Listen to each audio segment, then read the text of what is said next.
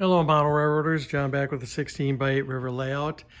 I'm going to be updating my backdrop of the my yard area. I took everything off because, like I mentioned before, nothing was mounted solid. My landscaping there was just hills that were pinned down. You can kind of see what I got. This is all I got for track. 15 feet long of track. That's all we got. So, in 3 lanes. So I guess now what you're going to see the next little clip is I'm going to start putting a backdrop with paper. It's vinyl adhesive paper, so it will be glued to the wall. It's not permanent. It can be peeled off if I need to, which my wife wouldn't let me put permanent on anyways. So this, it's going to have more natural real clouds, and it's going to have kind of faded back low resolution trees. I don't want them to be super prominent, so they're not super ultra detailed. So that's what you will see next. Thanks. Okay, I'm back. It was only a few seconds ago for you guys, but for me, this was about 6 hours later. It's dark out. It was plenty light earlier. This is what it looks like. This is a print that I made out of one photograph. I stretched and added and copy pasted and all kinds of things to make this thing this long. It's this picture I think is about 16.5 feet because it folds around the corner there about 11 inches. So, but it's quite nice and it's really gonna look good. Well, I mean, it just adds, it makes it real. I tried doing my painting of it and it just wasn't as good, and it just kind of, something wasn't good about it. I just wasn't sure what I didn't like. Obviously, that's why I didn't ever detail the hill that I had painted on there, because I just knew I wasn't liking it already. So, and then, so what I did is I got the sky. Every bit of this is kind of somewhat soft, and what I mean by that is it's a micro bit fuzzy, and I did that on purpose because I don't want anything to be crystal clear to take your eyes away from what the trains are. I mean, it still looks very nice and clean, but it's muted, and it actually is somewhat mildly blurry. I'm talking about just the ground, not the sky. Everything up there is nice and clean, and the hills are nice and sharp. But I did that just so it doesn't take away from looking at what is actually going on down below. So, and then plus my scenic ground cover, the Woodland Scenic stuff matches this stuff really well. So now I just have to cut the portals out right there and the one over there. And I think we'll be good to go. So anyways, just wanted you to see what I did here, and then I'll show you a picture of what it's gonna look like, or once I get everything placed back on it. I do plan to do quite a bit more with this outer yard slash extension of the layout. But for right now, this is probably where it's going to stop for just a little bit. So I'm going to go back to doing some work on the inside stuff. So, but I'll show you a little tiny clip once I get everything back on here and some trains running through it. So that's what we got. Thanks for watching this clip, and I'll see you in a few. Okay, here's the final, what it looks like with everything put back on it. I did thin out the trees a little bit. Especially over there, I took out about almost 2/3 of them. Over here, I took out quite a few because I'm not trying to cover up the background because there's trees already back there, so I didn't have to worry about that. So I took out some of those. Anyways, now you can kind of get an idea what it looks like, and the train should be passing anytime. Here it comes.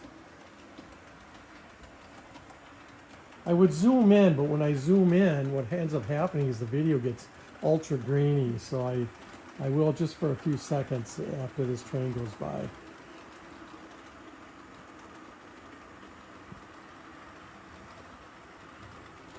It came out real nice. There's nothing else I could do, I don't think, to make it any better. The one nice thing about this particular layout, in the original picture, there were buildings in the background behind the trees.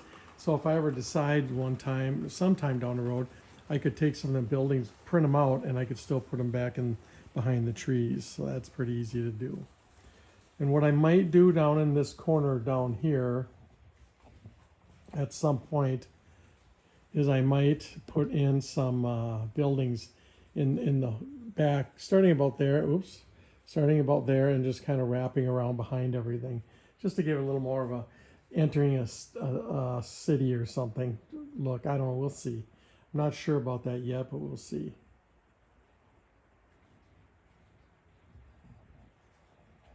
So let the train go by one more time. And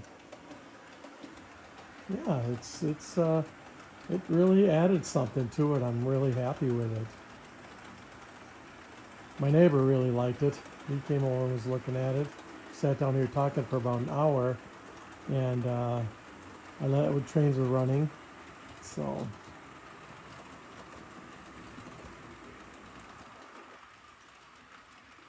And as I said, this mural I put up is about 16 feet long, maybe in a few inches, and I've did it in 3 chunks. I think I showed that. If you see the pictures, you'll see it was done in 3 chunks. And then that little corner end piece down there, actually that was one of the pieces, but I cut it because I know going around the corner with the big piece is kind of a tough thing to do. So. All right, well, that's basically it for this. I just wanted you guys to see it. I'm going to walk around here one more time and see if I can get some good shots of it for you. Let's go around here.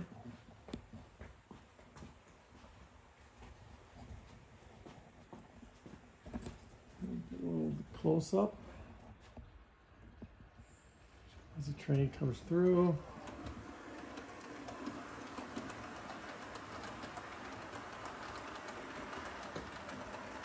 I'll lower it down a little bit so you can see. Oops.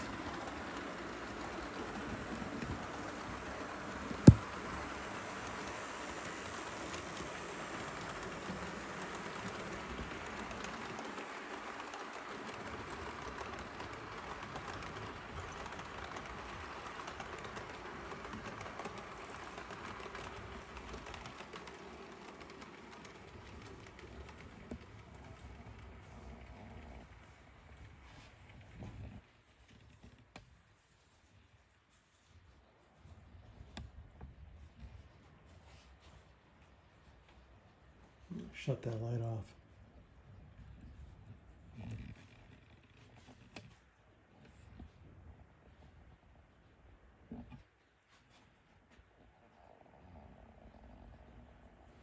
It needs some more ground cover and things like that added to it to make it look really good.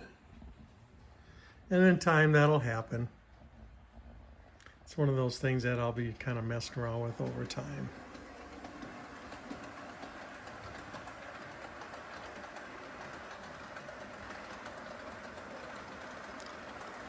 This is kind of what I do. I just, when I'm sitting down here working on something, I just run these things and let them do their thing. I can let this thing run for 2-3 hours. Maybe the engine would burn out, I don't know, but I've very rarely have I ever had a derailment or anything like that, you know. I mean, like, there's not a lot of switching going on here, so there's really no reason it would do that anyways. So, all right, well, that's it. Thanks for watching this series.